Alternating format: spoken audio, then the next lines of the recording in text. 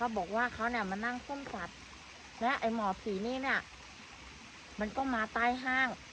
แล้วเขาเนี่ยก็ใช้อาวุธของเขาเนี่ยซัดมันแต่มันไม่เป็นอะไรนะครับพี่ครับเบอร์นั่งใหม่ๆเนี่ยบ้านน้องเหมยอ๋อ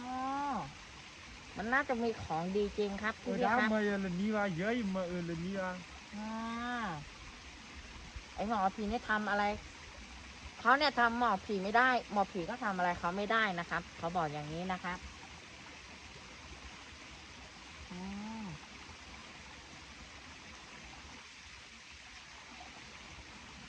ก็ตอนนี้เนี่ยนั่งเฝ้ากระรอกอยู่บนห้างนะครับ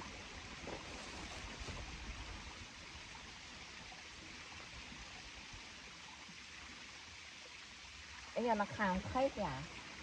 นักข่าวไข่เสียประเทศ